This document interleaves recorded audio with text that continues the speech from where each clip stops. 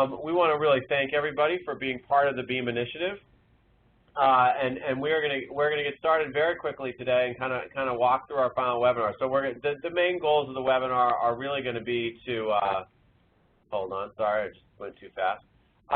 Really kind of walk a little bit through what our goals were from the beginning of this process. We're going to recap a little bit of kind of what we've done. Dave Wozniak's going to talk a little bit about kind of what we've done over the course of the process. And then Donna Perry and her staff are really going to walk through exactly what we found from all the information that we've gotten back from you guys, from your benchmarking tool. So we're going to really spend the bulk of the time today reporting back to you. And then at the end of this, we'll talk about a little bit about kind of our plans going forward and what our plans are for the fall. We're still in the process of working that out, so there'll be a little bit of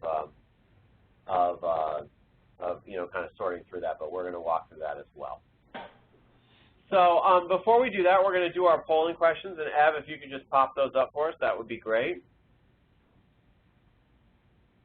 Great. So these are our kind of core polling questions, at least at the beginning. Are you logging in alone or as part of your core team today? So just select yourself, more than one person, one other person, more than 2 people, more than 4 people.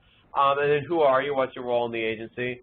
And then the last polling question of this part is how many of you watching submitted data for the presentation? So how many of you who are on the line submitted your benchmarking tool? So we just like to get a sense of the folks who are on and whether they submitted their benchmarking tool. And so Ev, I give people another 15 seconds or so and then turn off the polling question and we'll see what the results are.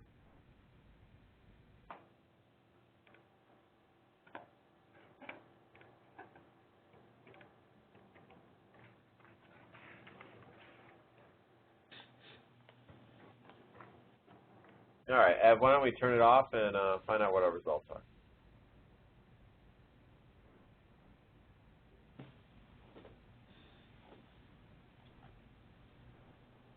We will engage in the Jeopardy hold music until the poll question kicks up.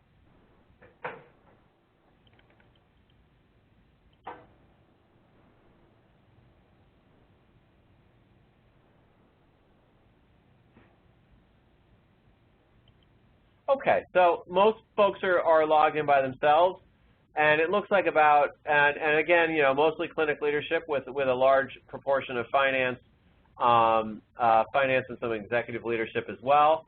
And then it looks like about half of folks have submitted their benchmarking tool who are on the webinar today, so that's great because you're going to be hearing back the data that you presented. Now, obviously not your specific agency data, but the averages of the data that you folks presented. So I want to talk very, very briefly today about just kind of what our goals were for the process. So we wanted to really, for everybody, to complete a comprehensive self-assessment and planning and process that really would allow for an organization to have the capacity and really to think about, kind of what they were going to do in terms of their process going forward. We wanted folks to be knowledgeable about their financial structure, to be able to make data-driven decisions, to be aware and understand their role within maintaining the organization's fiscal status both now and also going forward. And then at the end, to really be able to set realistic short-term performance benchmarks in order to continue this process going forward and ultimately, moving towards long-term goals, which we're going to focus on in the fall. We really wanted to focus on an ability to build organizational capacity. And then allow you folks to be able to collaborate across agencies and start to learn from one another as well. Our guiding principles were simply to have a very structured approach to changing clinic operations and finances to really focus on database and data-driven decision-making, to build relationships between your clinic staff and your finance staff, to really go through this in a very sequential way, and then to invest the time that was really necessary to kind of start to think about how to make these changes. So with that, I'm going to ask Dave to talk a little bit about where we started and what we've done up until now. Thanks, Andy. I'm just going to go through this real quickly. Most of you have been involved with the process, but a quick review for those who may have joined late. As Andy had talked, we really took a sequential learning approach to our webinars, starting very much from a context, a general high-level overview, spent a fair amount of time doing the orientation to the financial benchmarking tool. Gave people a much clearer understanding of the goals of the tool, how it worked. And then we took each major area within the tool and spent a good hour on how to take a look at each of those. Here you see we did indirect costs, direct costs, spent 2 full webinars looking at CPT units of service. We understand that that was really for a lot of clinics and a lot of people, that was a new way of thinking about units of service. We also spent some time talking a little bit about how service mix affects units of service, affects ability for people to make their productivity, and spent a fair amount of time then looking at how you can use the tool to analyze and model out effective decision making. We then moved on to, after we really hopefully walked through an ability for people to begin the analytic analysis and self-assessment, to begin talking about what do you do next. And we spent 2 periods on strategic planning, the first being a general overview to strategic planning. And then the second webinar was much more specific to how you put together your action plan and move forward.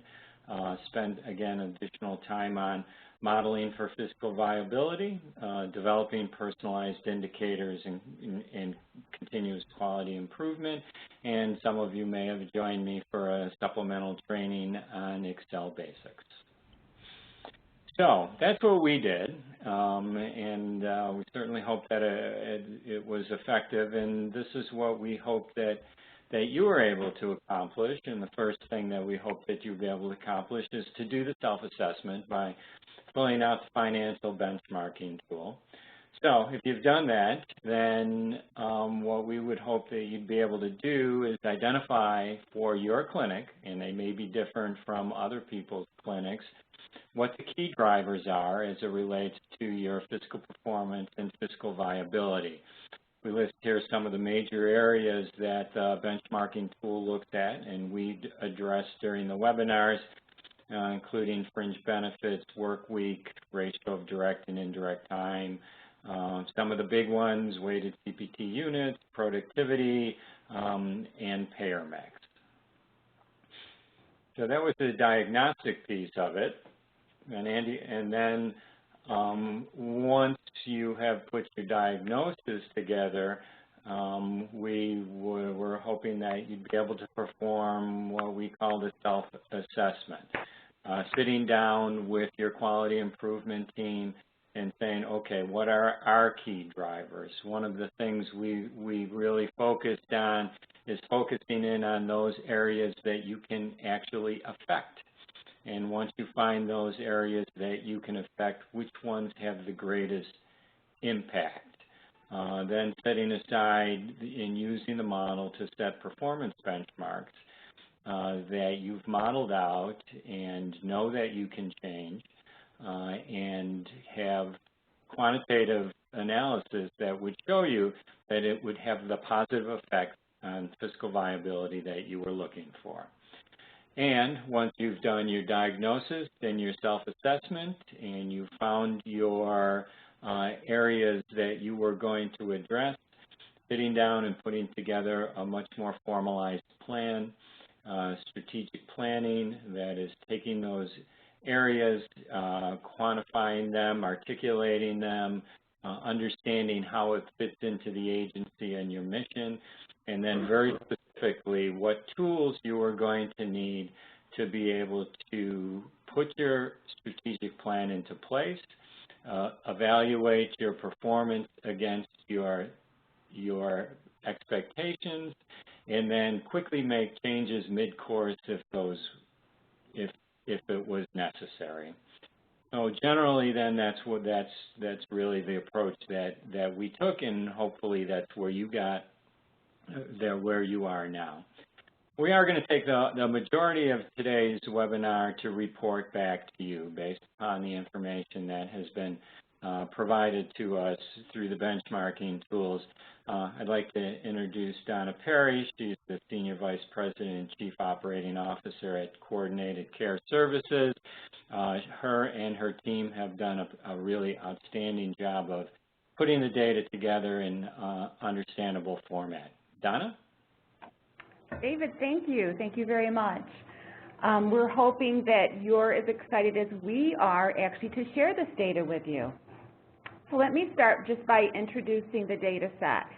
Of the 81 providers who participated in our BEAM initiative, 41 of you actually submitted your benchmarking tool, and we would like to just, shake your hand and thank you very much. We really appreciate you taking the time to do that. For those of you who were not able to make this submission for whatever reason that may be, it is not too late for you. The benchmarking tool in and of itself is such a critical component to doing a comprehensive self-assessment.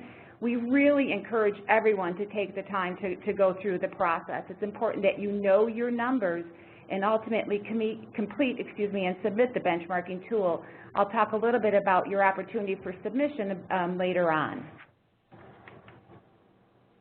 So the data that we're presenting today is from those 41 agencies who received our data to date.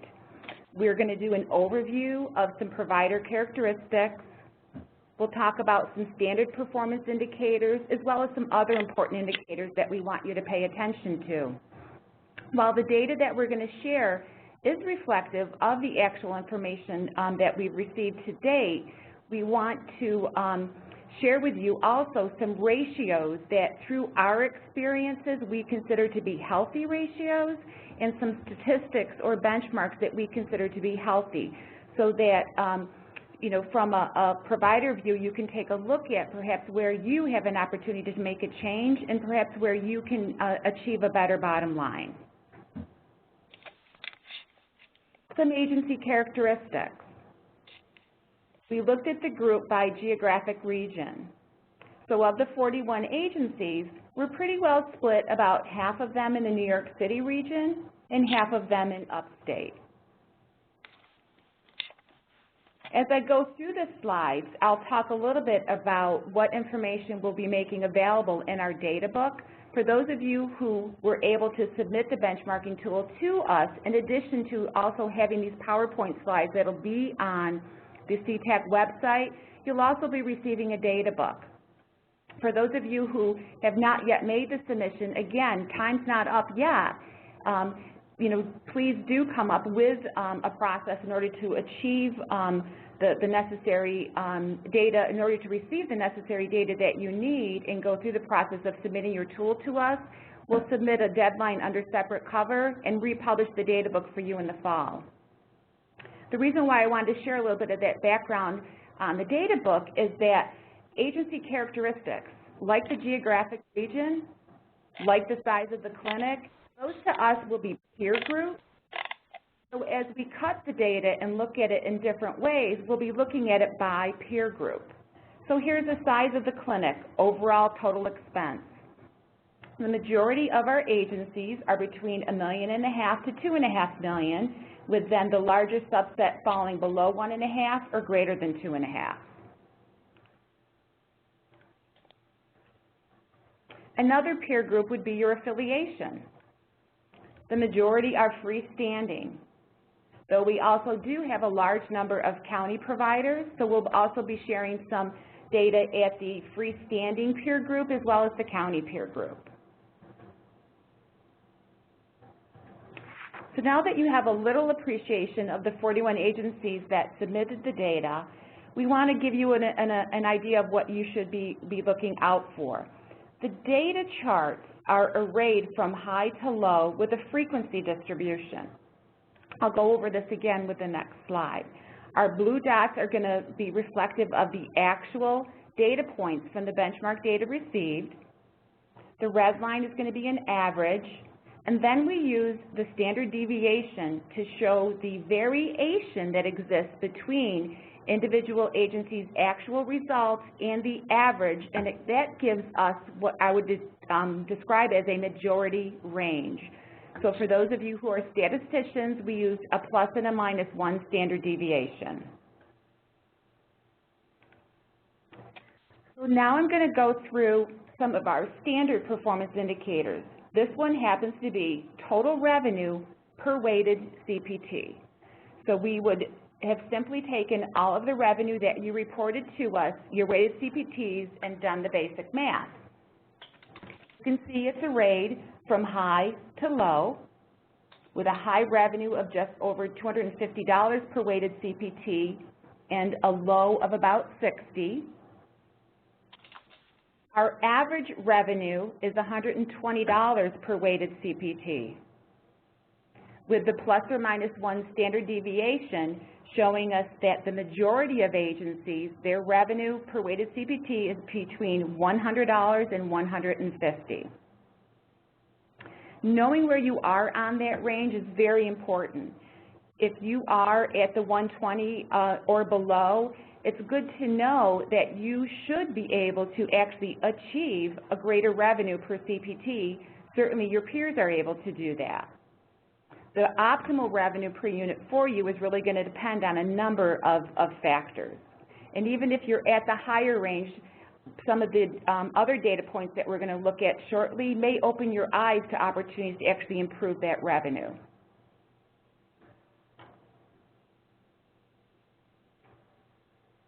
The next chart takes your total expense, your direct, your indirect, salary, fringe, rental, all of your total expenses, and divides that into the same weighted CPT number.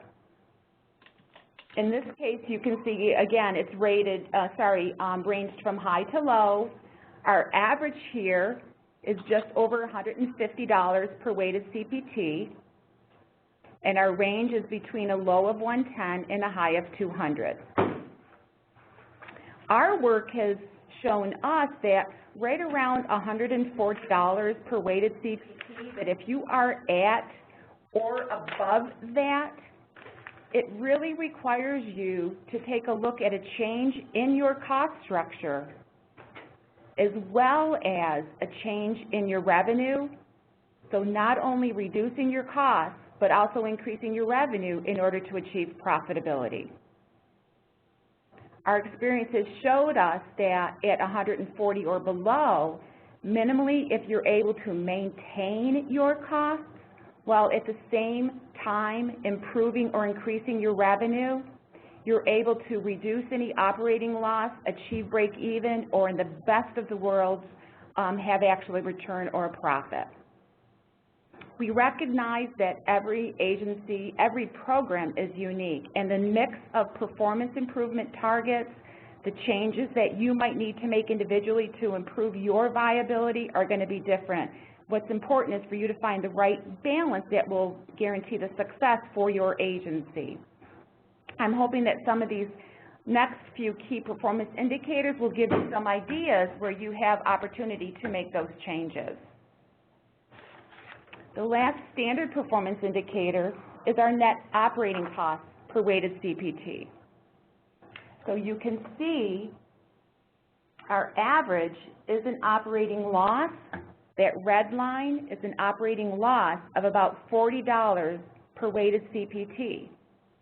However, the good news is that in using our standard deviation range, that our range is from break even, that's the good news, to an unfortunate operating loss of $60 per weighted CPT.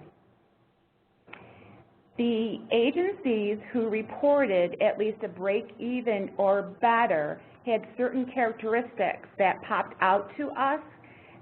Towards the end of the presentation today, I'll be sharing with you what some of those characteristics are.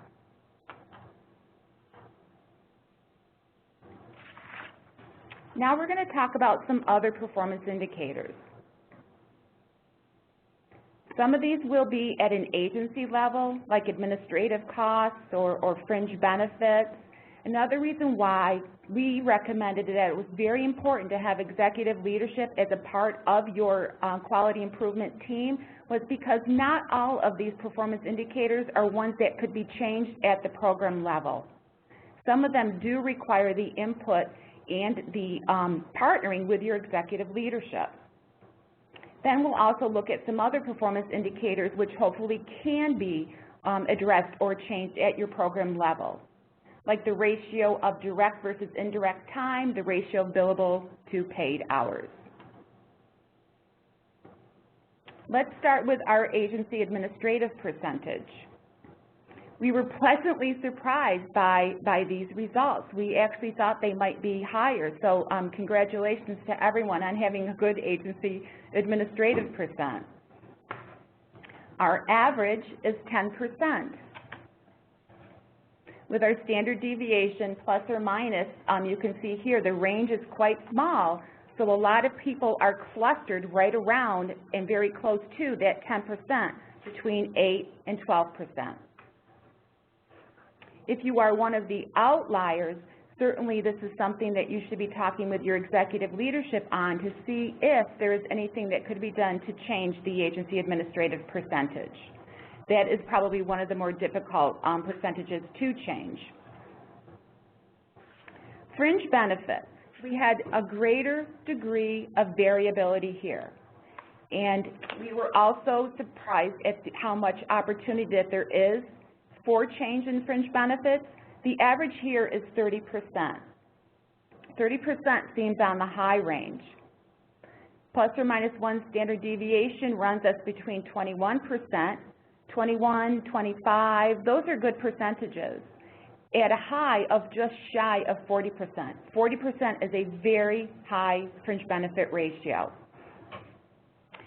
Definitely this is something that involves, your senior leadership, and it may not be something that you can significantly impact, that you can change. If you're in a county government, if you deal with union staff, there may be certain characteristics that as a result of the staff that you work with or your organizational structure, you're not able to make a change. So, and when we looked at our characteristics as far as our relationships, we saw that there was a large number of you that are freestanding nonprofits. In an organization of that level, in working with your senior leadership, you may be able to make a change. Certainly you're going to want to look at total compensation when you look at your fringe benefits, because you want to be able to attract and retain as many talented staff as you possibly can. So here's one area that, again, if you're on the high ratio, take a look and see what the requirements are within your agency and if this is something you can impact or perhaps not. Work week and hours. Knowing that we had so many freestanding agencies, we were not at all surprised to see the number of you that have a 35-hour work week. You can see that is the majority, followed by 37.5, and then lastly, the fewer people with the 40-hour work week. If you are only working 35 hours a week, here's an opportunity for you to change. You might want to consider a 40-hour work week.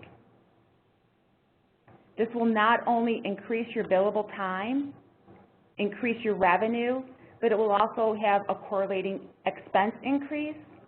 However, the revenue increase that you should see would absolutely exceed or should exceed any increase you see in revenue. So a change in your work week should proportionately reduce any net operating loss and help you improve your bottom line. So we just talked about administrative percentages, we talked about fringe benefits, we talked about work week. Some of you may be able to find an opportunity for change here, some of you may not. Here's one that you can take a look at the program level and one that certainly should be of special consideration for you. So of all of your direct care staff, all of your staff who are qualified to deliver billable services, how much of your time have you dedicated to delivering those billable services? We actually weren't expecting to see as many people at 100%, so you can see the dark blue is how much is spent on direct care time. We weren't expecting to see as many people at 100%. We assumed there'd be a small percentage of light blue time or indirect care time, especially for like supervision. But the take home here would really be if you're at the bottom range, if you have a lot of light blue, then you have a lot of room for opportunity for improvement.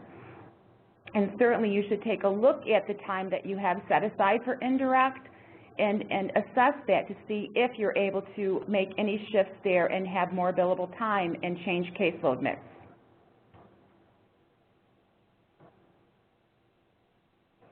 This is the ratio of direct care expense to your total expense. Your direct care expense would be your compensation for your direct care staff, so your salaries and your fringe benefits. And then we would divide that into the total operating expense for your clinic program. We're back now to the ranges where this is charted from high to low. The red line again is your average, so we have an average just shy of 50%. Plus or minus 1 standard deviation is giving us the majority range, so the majority of folks, their ratio of direct care to total expense runs between 40% and 58%. A ratio at 50% or above should be a decent ratio for you. If you're below that, you absolutely should be looking at change. So that means that if you're below the 50%, then you're spending more time on, more money on indirect costs than you are on direct. And certainly direct care is the portion of your expense that's the critical part to achieving your revenue targets. This chart in particular looks like there's more opportunities for folks to make some changes.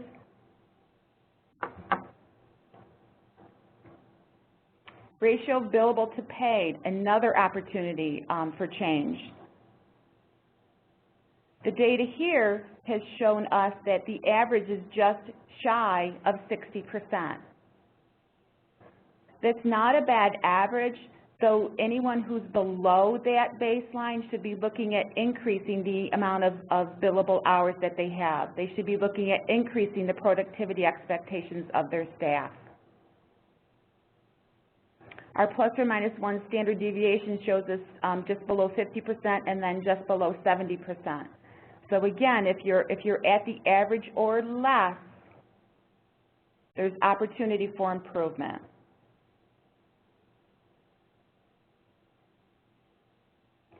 So these were some examples of some critical data points that we wanted to share with you.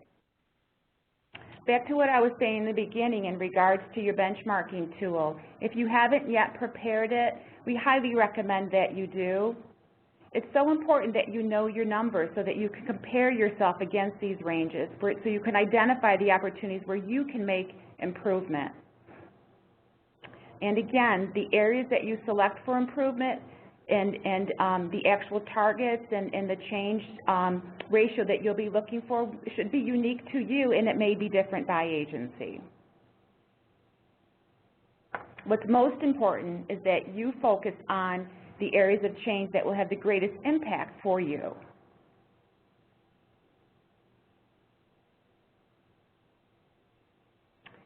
Another area we'd like to share with you, in looking at the data, we looked at those performance indicators that showed the most statistical significance on impacting an agency's financial viability.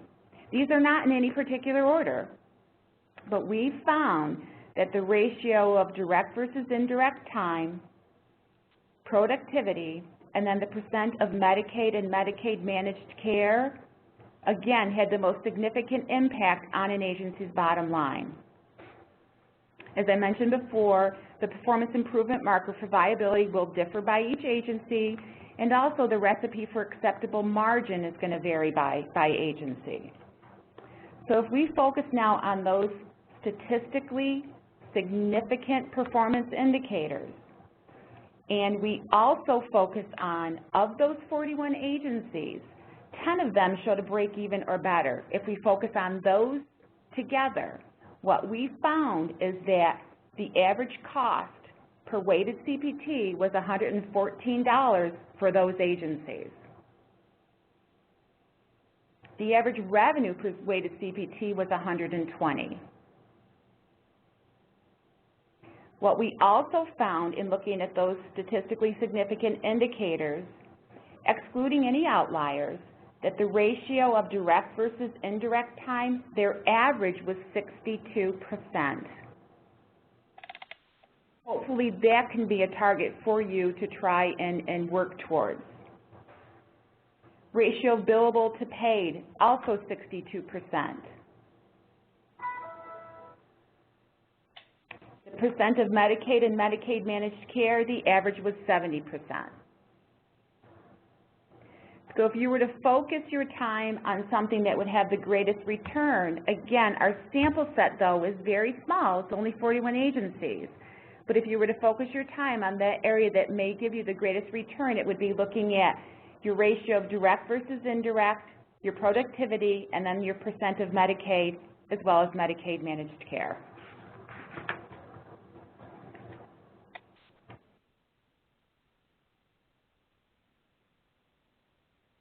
Before I talk about accessing the data, I just want to pause to make sure that there weren't any questions, and I don't see that there were. So in accessing the data, this is probably a repeat from what I've said earlier. The slides and the recording from today will be published on the CTAC website, as they always have been during all of our modules. And again, if you have not yet submitted your data, we highly recommend that you take the time, work with your team, pull your benchmarking data together, and get that submitted to us. A last chance submission deadline will be sent under separate cover. While you absolutely will have the charts and the PowerPoint to look at, for those of you who submitted the benchmarking tool, you're also going to receive the data book. It will have a lot more analysis for you. And again, as we get new submissions in, or as we hear from you on ideas that you would like to see us cut the data a little bit differently, we'll republish the data book this fall with any new submissions or analysis. Just a couple more thoughts on the data book. All the data will be de-identified. Everybody will have a 2-digit alpha code. We'll email the data books to you along with your alpha codes. And again, the analysis will not only include the standard and other performance indicators, but a whole lot more, things that we have found interesting or statistically significant within our analysis.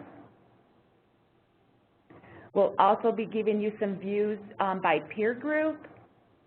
And again, give us your ideas.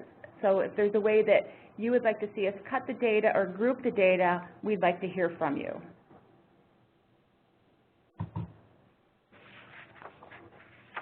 The last slide that I have is just a quick sneak preview of what a chart in the data book might look like. So here's an example of a peer group, which is all of the clinics reporting to us who had a total operating expense of $1.5 million or less. Each of these bars would give you an alpha code, so you would know which bar is yours. The blue bar is the expense per weighted CPT. The red bar is the green bar is the revenue, and then the red is the net operating cost. So you can just see that in this case, the revenue is ranging between $225 and $75 dollars per weighted CPT, and we have varying degrees of profits and or loss here. I think it's good to be able to know where you fall within your peer groups. It's good to know some of these critical performance indicators that we're suggesting you assess to see if there's opportunity for change. Some which might be done at an agency level, like the work week, your fringe benefits, or your administrative percentages. Some that actually can be done that can be assessed and deployed at the program level, looking at your ratio of direct versus indirect care time for your direct care staff, the folks that are able to deliver the billable services, increasing the amount of time that they spend doing billable services, and then also the ratio of billable hours to paid hours. And I think it's also good to know what some of those statistically significant performance indicators are. So to the extent that if you do make a change, our data, again, though it is a small sample set, has shown has the greatest return, is impacting the ratio of direct versus indirect time, impacting your productivity, and then to the extent possible, impacting your payer mix by having an average of approximately 70% of Medicaid and Medicaid managed care. Those ratios, again, were for the sample set that had the profitability. Let me just check again to see if we have any further questions. And I don't see that we do. So let me now pass this back to Andy for wrap-up. Hi, everybody. I want to just extend a big thank you to Donna and her staff for pulling all of this together. I personally have found this incredibly helpful, and we sincerely hope that all of you on the line today find this incredibly helpful, like we have, and are also able to use some of this really to start to think about where you can make changes. So once you're able to connect this data to your actual alpha code and find out which dot you are, our hope is this will really give you some guidance in terms of being able to think through, what areas might your clinic be an outlier, and where your clinic may have room for improvement or room for making some changes. And then also, while we've really shied away from this whole issue of benchmarking of exactly where you should be, we hope that this gives you some opportunity to think about where others are who are in similar circumstances to you. And once you get the full data book, you'll be able to do that even better. But where others are, who are, other clinics are, to give yourself a sense of where you may want to shoot for and where you may want to kind of guide yourself to. So we're hoping that this is incredibly helpful for you as well. And again, we just really, really want to thank Donna and her staff, as well as also Dave, for developing the data, for developing the benchmarking tool with the folks at Spectrum and at ICL as well. So just wanted to give them a big thanks for analyzing this, and then also, Dave and Dewey, who also helped him kind of develop the benchmarking tool. So that being said, just to jump ahead, we have a couple trainings that are upcoming, which aren't formal BEAM trainings, but are very connected to BEAM. One is because we've had a number of people ask us for some help just in facilitating successful team meetings. And so we have a webinar scheduled on the 26th for facilitating successful team meetings. We'll talk about some strategies on how to effectively lead a team meeting, and then how to kind of make sure that key decisions come out of that and you're able to kind of measure your progress.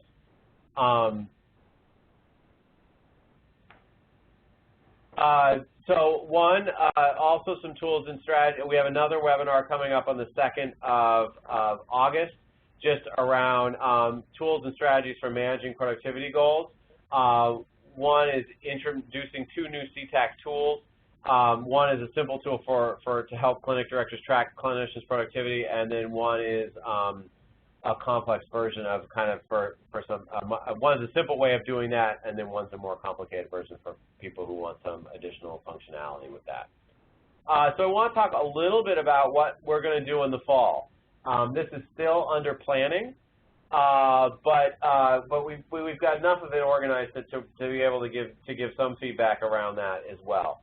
So the first piece of this is we're going to do some general webinar series that are going to be open to everybody around the state, just kind of on where the future is going for Article 31 clinics. Obviously, we don't have a crystal ball any better than anybody else does, but we are going to be doing some general webinars just kind of on what managed care is going to look like when it happens, some general principles on that. We've been doing some looks at what other states have gone through as they've started to go through this process, so we'll present a little bit on that. We'll bring in some experts from not only from here but from outside probably, to really help with that, really to lay the foundation for what the world is going to look like, we think, going forward. with an idea that next year, not this year, but the following year, we're really going to start to help to prepare clinics to really move into that new environment. So this will lay the foundation for that, and then the year after that, we'll be doing a much more comprehensive look at kind of where the world is going at that point. We are also going to be creating a learning community network, and we've always thought of BEAM as an assessment process. And next year, we really are going to focus more on intervention. So if you think of it more in clinical terms, this year was about, the BEAM project was about assessment, and next year is going to be about intervention. We are going to make very, very, very, really kind of push agencies who have completed the benchmarking tool prior to participating, although there may be some who, for a number of reasons, have either chosen not to or have other methods of doing that. And so I don't think we'll restrict folks, but we are going to really ask folks to have either completed the tool or have done some equivalent process, because we really, I think as is pointed out today, unless you have a handle on what's going on internal to your agency, it's going to be very hard for you to kind of make changes and know what's happened. But I don't think we'll make it an absolute requirement, but we're going to very strongly encourage that. We're going to provide content expertise. We're really going to ask you guys to let us know what are the most important areas, and we're going to be able to identify some of that from the data that we've gotten here, and then provide specific content areas, content expertise around those specific areas as they have come up. And then we're going to group agencies in small group with fellow agencies who have similar practice areas and have complementary strengths. We are shooting to have that much more specific details sometime in mid-August, as well as start the learning community by early October, maybe at the end of September, but we're really shooting for early October to start the learning community there as well. Okay. We are going to have the BEAM data book's going to be coming out early next week, and we'll send that via email. For those who haven't submitted, please, feel free to submit again, and that email is up there, and that we will publish a updated data book in the fall. As always, all the recordings and slides are available on the website, and new initiatives will be coming out via email. And then we do have a couple polling questions. So, Ev, if you could activate the polling questions, and then I think we're going to be able to take a question or two at the end if we've got some time. So I haven't been able to read the chat, but I'll take a look at it in a minute. So, Ev, if you could just publish the polling questions, that would be great. And actually, while the folks are answering that first polling question, or while we're posting them, one of the questions that we received in recently was in regards to those who have not yet submitted the benchmarking tool. Do we know why they have not yet submitted it? And we are in the process of gathering that information so that we are aware. If one of the reasons why you did not submit is because you have a different tool internally that works extremely well for you, that is terrific. We're glad, minimally, that you've got a process in place and you are doing the internal self-assessment and analysis. However, at the same time, though, in order for us to receive your data and include it in any of our analysis or include it in the benchmarking tool, we do need it to be submitted on that benchmarking template. There's just so many metrics and elements and measures in there that we need to get them in a consistent format so that on the back end our analysis can be done effectively. And then there was a question in regards to our standard deviation calculation. All of our calculations were done only on the 41 agencies who submitted their data to us. So I hope that answers those questions. Great. And then the polling questions, first of all, just did you find the data that was presented today helpful? The second polling question is will you meet with your team to discuss the data book when it comes out? What's the likelihood is that you're going to do that? And the third polling question is if you haven't submitted your benchmarking tool, do you have any plans to submit it in the future with the caveat that Donna just gave? So if you could sorry, Evelyn, if you just want to give people another 15 or 20 seconds to answer those questions, and then we'll publish the answers.